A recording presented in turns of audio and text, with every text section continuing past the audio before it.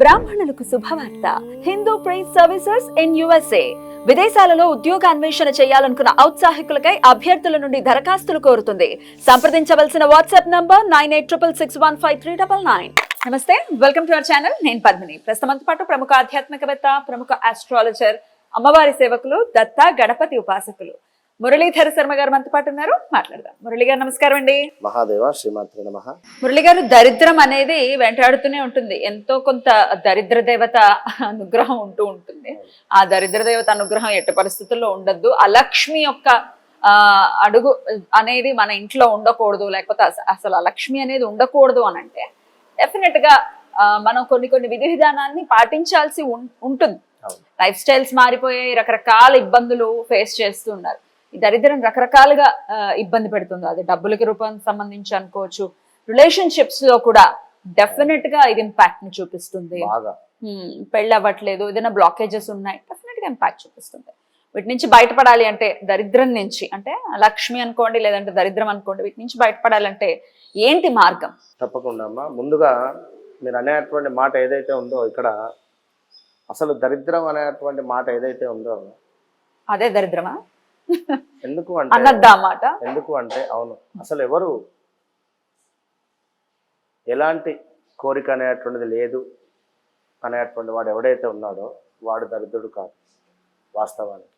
అంటే ఈ యొక్క ప్రజెంట్ ఉండేటువంటి సిచ్యువేషన్లో ఎన్నో రకాలైనటువంటి కోరికలతోనే మానవుని యొక్క జీవితము ఉదయం లేచినప్పటి నుండి సాయంత్రం అయ్యేదాకా అదే పరిస్థితిలో ఉంది.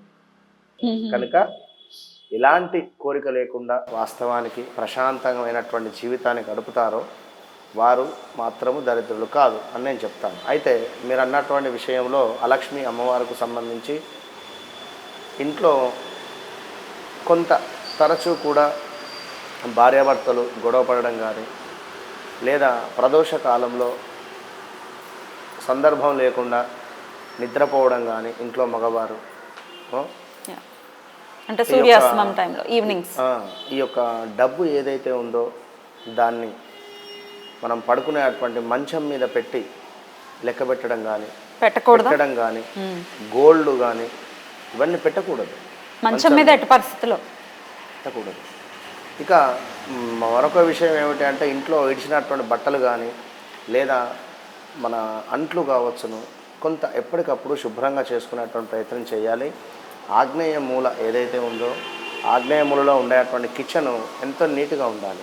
100% కూడా కిచెన్ నీట్గా ఉంటేనే మనకు అద్భుతమైనటువంటి రిజల్ట్ ఉంటుంది. ఎవరి జాతకంలో అయితే కుజుడు నీచబడతాడో, కేతువు కొంత ఇబ్బందికరంగా ఉంటుందో, వారు ఈ యొక్క కిచెన్ ఎక్కువ శుభ్రంగా ఉంచలేరు.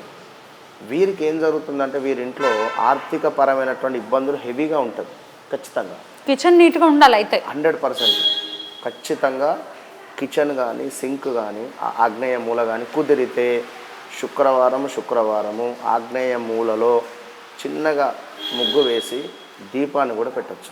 ఎలాంటి దీపం? ఉప్పు దీపం లాంటిది పెట్టుకోవచ్చు. జనరల్గా దీపం నెయ్యితో 3 వత్తులు వేసి 2 మట్టి ప్రమిదలు పెట్టి దీపం చేయటం. చిన్నగా ముగ్గు వేసి ఎప్పుడు శుక్రవారం రోజు ఇంట్లో మనకు మన అంట్లు మొత్తము కూడా కడుక్కున్న తర్వాత గ్యాస్ కూడా తుడుచుకొని ఆ మూలన, గ్యాస్ పక్కన మూలన ఎక్కువగా పోపు దినుసులు లైక్ అవన్నీ ఉంటాయి, అక్కడ కొంచెం జరుపుకొని ఆ ఒక్కరోజు శుభ్రపరచుకొని చక్కగా అష్టదళ పద్మంగానే ఏదైనా ముగ్గు వేసి ఒక దీపం పెట్టండి. అక్కడ 100% నేను చెప్తున్నా, వితిన్ ఒక 5 వీక్స్లో అద్భుతమైనటువంటి రిజల్ట్ మీరు ఇంట్లో చూస్తారు.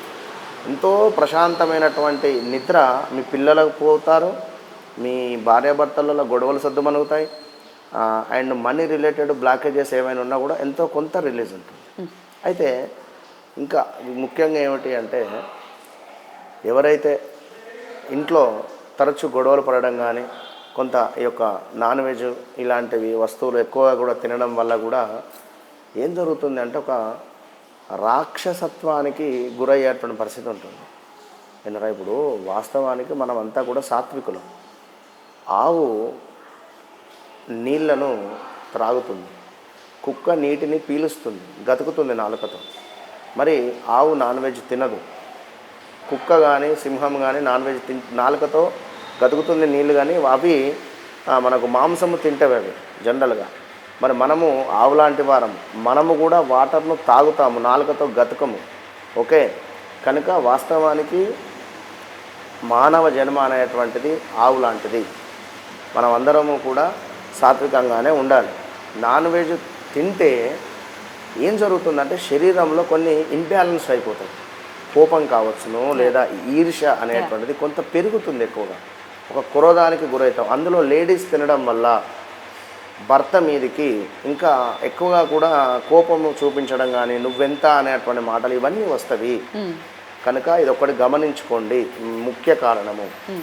ఇక ఎవరింట్లో అయితే ప్రతిరోజు అష్టలక్ష్మి అమ్మవార్ల యొక్క పేర్లను తలుచుకుంటారో, ప్రతి ఇంట్లో అష్టలక్ష్మి అమ్మవారిని పేరు తలుచుకుంటారో, ఒక్కొక్క అమ్మవారి పేరు తలుచుకుంటూ ఉంటే ఈ అలక్ష్మి అమ్మవారికే ఒక భయం వేస్తుంది. భయం వేసి అలక్ష్మి అమ్మవారే వెళ్ళిపోతుంది. అందులో భాగంగా ఆదిలక్ష్మీ దేవతాయై నమః, ఆదిలక్ష్మీ దేవతాయై నమః, ధనలక్ష్మి దేవతాయై నమః, ధాన్యలక్ష్మి దేవతాయై నమః, గజలక్ష్మి దేవతాయై నమః, సంతానలక్ష్మి దేవతాయై నమః, ధైర్యలక్ష్మి దేవతాయై నమః, జయలక్ష్మి దేవతాయై నమః, విద్యాలక్ష్మి దేవతాయై నమః. ఇట్లా రోజు దీపారాధన చేసేటప్పుడు ఈ అమ్మవారి యొక్క 8 నామాలు చేసుకొని దీపారాధన చేస్తే ఇంట్లో ఉండేటువంటి దరిద్ర దేవత కానీ, అలక్ష్మి అమ్మవారు కానీ భయపడి వెళ్ళిపోతుంది. ఎవరింట్లోనైతే ప్రతిరోజు ఈ మన అష్టలక్ష్మి అమ్మవారి పేర్లు రావో ఎక్కువగా అక్కడ తిష్ట వేసుకొని కూర్చుంటాం. కనుక చాలా అసలు నోటికి తిరిగేవే, ఏం పెద్ద కష్టపడేది ఏమి ఉండదు దీంట్లో కదా. అంతే, ప్రతిరోజు కూడా దీపం పెట్టడం కంటే ముందు ఆది లక్ష్మీదేవి అయిన మహా ఒక 8 నామాలుగా మాత్రమే 8 నామాలు చెప్పుకొని దీపారాధన చేసి తెల్ల చామంతి పూలు, తెల్ల చామంతి అంటే అమ్మవారికి ఎంతో ప్రీతి, తెల్ల చామంతి పూలు పెట్టండి. ఇక మీరు విత్ ఇన్ 41 డేస్లో రిజల్ట్ నాకు కింద కామెంట్ పెట్టండి. ఎవరైతే ఈ విధంగా చేస్తారో ఖచ్చితంగా కూడా వారి జీవితంలో లక్ష్మీదేవి ఎంటర్ అయ్యి ఏవైతే సమస్యలు ఉన్నావో ఇప్పుడు చెప్పాము, ఇక్కడ సంతాన లక్ష్మి అని, సంతానం కోసం బాధపడేటువంటి వారికి సంతానం ఇస్తుంది. ఈ 8 చుట్టూ తిరుగుతూనే ఉంటుందండి. ఎందుకంటే మనకి విజయం కావాలి, ధైర్యం కావాలి, సంతాన అభివృద్ధి కావాలి, ఆదిలక్ష్మి అన్నిటికీ మొదలు అనేది ఒకటి ఉండాలి. ఈ 5 చుట్టూనే మన జీవితం డెఫినెట్గా ఉంది. అందుకే శాస్త్రం ఇచ్చింది అంటే ఏమి పిచ్చివాళ్ళై వాళ్ళు ఏమి ఇవ్వలేదు, డెఫినెట్గా వీటి చుట్టే ఉంటుంది. కాబట్టి ధైర్యలక్ష్మి, ధైర్యం, కొందరు ధైర్య సాహసే లక్ష్మి అంటారు. డిప్రెషన్ వెళ్ళేటువంటి వారికి ధైర్యలక్ష్మి కదా అవసరం. కరెక్ట్. విజయలక్ష్మి అవసరం. మరి అష్టలక్ష్మి అమ్మవార్లను ప్రతిరోజు ఇంట్లో అనుకోండి. పెద్ద మిమ్మల్ని నేనేమో పెద్ద హోమాలు చెప్పట్లేదు, ఇది చేయండి. చేసిన తర్వాత ఖచ్చితంగా విత్ ఇన్ 41 డేస్లో రిజల్ట్. పూర్వీకులు ఏదైతే ఆచరించారో అది ఖచ్చితంగా ఆచరించాలి. అందులో ఇంకా వేరే ప్రత్యామ్నాయం అనేది లేదు. లక్ష్మి అనుగ్రహం ఉండాలి, అలక్ష్మి అనుగ్రహం ఎట్టి పరిస్థితుల్లో ఉండకూడదు. మన వాళ్ళకని మనస్ఫూర్తిగా కోరుకుంటూ చాలా అద్భుతంగా వివరించారండి. కృతజ్ఞతలు, నమస్కారం.